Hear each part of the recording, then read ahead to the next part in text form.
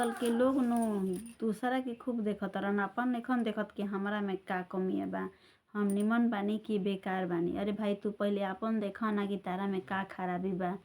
निमन बाड़ू त रह, तारा के कोई कहता, लेकिन हाँ दूसरों के खराब आ बेकार मत कह। सब अपना खातिर अच्छा होखेला, अपना घर परिवार खातिर सब बढ़िया होला।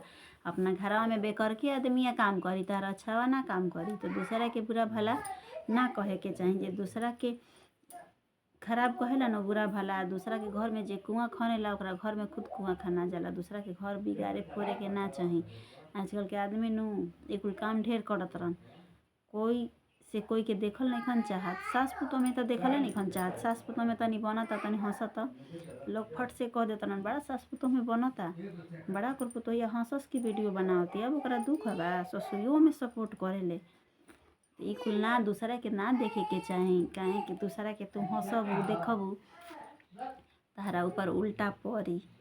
तो दूसरा के ना देखे के चाही, आपन सोचे के चाही कि हम का करतनी, हम खराब करतनी कि बेकार करतनी। आपन खा, आपन अन आदमी खाला, लोग कहेलन दरिदर, तो ऐसे आपन खाए के चाही और आपन गावे के चाही। दूसरा के बुरा भला ना कहे के चाही। अगर इतना हर आदमी में समझदारी हो जाए न तो कोई से कोई के दुश्मनी ना होई, ना कोई कोई के देख के जरी, ना कोई कोई से बिगाड़ होई, ना कोई के छोट समझे के चाही, ना कोई के बड़ समझे के चाही। आजकल के आदमी अपना आप के बहुत बड़ समझतरन, रहतरन घाट पर पाट पर आ तनी बड़ाई देखो तो हम तो हैसन घराना के हई, हमार तो बाबू नौकरी करत रहन, हमार तो बाबू हर रुपया बिगत रहन। ए भाई कुल बतावे वाला बात बा कि तार बाबू नौकरी करत रहन कि तू तार बाबू कैसन घर में बियाह कइले बड़ा, मतलब सामने वाला के दिक्कत नहीं खे, सामने वाला जान रहल बा कि तू कैसन घराना के लड़की हो, तार बाबू का करत रहन। लेकिन कुल का कहे के आजकल आदमी अपने से अपन बड़ाई करे लागत रहन। यही कुल पे नु हमरा अनस्तनी बढ़ेला। हम ना चाहे ना कि अपन हमनियों के एगो बटले बानी जा, हमनियों के पापा सर्विस में हई आ कौनो प्राइवेट नौकरी ना हो, सरकारी नौकरी हो, लेकिन आपन बड़ाई कबो हमने के मुँह से ना हम अपना घरहू ना कही ना, आ ना बन में तो हइये नहीं के कबो हमरा से कोई सुनिए ना सकेला कि ई बात हम कैसे कही कि हमार बाबू नौकरी करलन, हम हैसन का कहे के बा भाई। शादी ब्याह जौना घर में भ गइल ओ घर में जैसे अपन स्थिति बा हालात वैसे रह सह और का। अब अपन बड़ाई कहाँ के बा कि हम हैसन घर के हई तो हैसन घर में हई, हम 4 तल्ला बा त 5 तल्ला बा त हमरा घर 4 गो गाड़ी बिया त 4 गाड़ हई बा हऊ बा, का कहे के बा। जौन तारा घर बा उ कह ना, दूसरा के का कहे के बा। जौन तारा बा तो मड़ई बा त मड़इए नु काम करी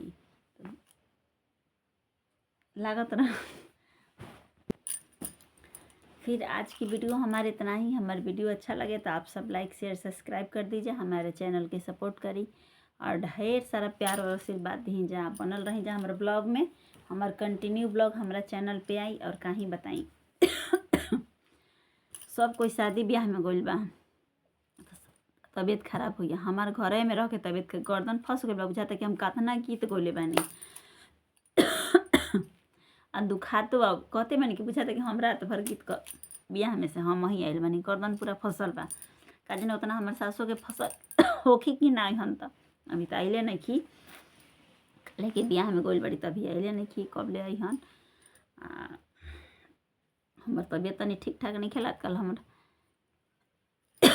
पहले का होत रहे कि हम गर्म पानी पियत रही, अब ठंडा पानी पियत नहीं। यही से हमरा बुझाता कि तबीयत, अब मौसम भी अप डाउन कर रहल बा, कभी ठंडा तो कभी गर्मी, कभी कभी रात में पूरा गर्मी माहौल हो जाता, कभी तनी ज़्यादा ही ठंडा लागता, तो एकरा वजह से भी तनी असर करी। फिर बनल रही जा आप सब ब्लॉग में, कंटिन्यू ब्लॉग हमारा चैनल पे आई और आप सबसे आग्रह बा कि अपना शिकायत अपने आप करी, दूसरा के पास ना करी, दूसरा के चुगली मत करी। दूसरा का बा का नइखे रउरा समझावे और बतावे के जरूरत नइखे, उ अपना दिल दिमाग से चली, जौन ओकर मन करी उहे करी, रउरा कहला अनुसार ना चली। काहे कि उ वही माहौल में ढलल बा, ओकरा उ चीज़ अच्छा लागता, ओकरा से ओकर 2 गो रोटी चलता, ओकर 2 गो बाल बच्चा जियत तरसन, त रउरा अनुसार ना न चली। रउरा तो 2 सांझ के ओकरा के रोटी नहीं देत, तो दूसरा के बारे में ताक जाक ना करी, अपन देखी। बस आप सबसे आग्रह बा कि आपन अपने और देखी। सब कोई अपने अंदर झाँके लगी न, तब फिर कोई कोई से बिगाड़ ना हो कि अपन तनी बुराइया करी ना हमरा संगे तो बढ़िया लगी। बढ़िया का लगी मतलब आदमी कहबो करियन कि उ तो हई वैसन, कोई अपने अपन बुराई करेली। एगो आदमी उहो कह दियन अरे उ तो बहुत खत्म हिया लागेले भर गाँव के चुगली बतियावत चलेले। तो आदमी एकरा से का होला नु कि आपन आदमी खा ल ना लोग कहेला दरिदर, जेकरा नाही कुछ कहे के रही नु उहो आदमी तारा के कह देही। ऐसे का ये कुल काहे सुनी करे के बा। हमनी के तो सबसे मतलबे नहीं कि आज ना 10 साल हमनी के हो गइल त लौकबे करी। सबसे का मतलब बा। 4 कोठरी के अंदर दिन सुबह से शाम हो जाता और पतो नहीं कि चलत साला आराम के मौको ना मिलेला। लागेला कि अतना बड़ दिन में कब सुतती देह दुख टाइम ही ना मिलेला। ऐसा सोशल मीडिया प्लेटफॉर्म बा कि हर दिन के काम बा ताहार। कहीं आना जाना बा तो और जल्दी कर उठ जल्दी वीडियो बनाव तैयार होकर खाना बनाओ। औरत जात के इतना झमेला बा कि का कहे के। मर्द थोड़े है कि उठनी है गइनी। हमनी के तो और ताम झाम बा। ऐसा ना प्लेटफॉर्म नंबर पकड़ा गइल बा। ये जब एकरा से जुड़ल बानी तभी थोड़े बा कि आज बनाओ तनी त काल छोड़ दे तनी। रोज खाना बनाओ तनी तो ओकरा में भार बा नु। घर के चौका बर्तन करे में जैसे भार बा वैसे ही सोशल मीडिया पे काम करे में भार बा। लोग हल्के में कह देतरन कोई के वीडियो बनाओ तरी। अरे तू का जाना तारू तहार का गाँड फाटता तुहू बनाव। तोहर मोबाइल वाला बा तारा पास कौनो चीज़ की कमी बा हइये ना तो तुहू बनाव। आ नइखे मन करत देख नइखे चाहत ओकरा के ब्लॉक कर द। नइखे मन करत देखे के तो ब्लॉक कर द। लेकिन का टिप्पणी करे के बा हेने होने कि वीडियो बनाओ तरी। और पहले तो लोग और कहत रहन अब ना कहेला ना। हमरा मुँह पर तो कोई की हिम्मते नहीं कि कोई कह दी ना तो ओइजे से ओकरा के हुआला कह देम। हम कोई के बारे में ना कुछ कही ना। अगर हमरा बारे में कोई कहेला अगर हमरा कान में सुना जाला पहले तो हमारे सासे कुछ आके कहियन लेकिन अब हमरा से डरे ना कहेली।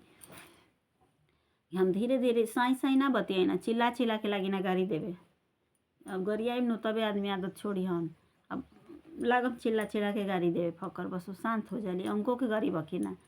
ऐसे हम ना चाहिए ना कि हम कोई के कुछ नहीं कहत बुरा भला नहीं शिकायत बते तो हमरो बारे में हमार जौन पसंद बा हम तौन करब। हमरा के कोई के कहला अनुसार हम ना चलम। काहे कि हमरा के कोई 2 गो रोटी नहीं खे देता। हमार 2 गो लइकवन के मुँह में आहार नहीं खे देता। काहे हम कोई के अनुसार चली। जेकरा से हमार 2 गो रोटी चलता 2 गो बच्चा हमार पोसात रसन हमार फैशन पूरा होता वही ना हम काम करब। कोई के अनुसार तो करब ना।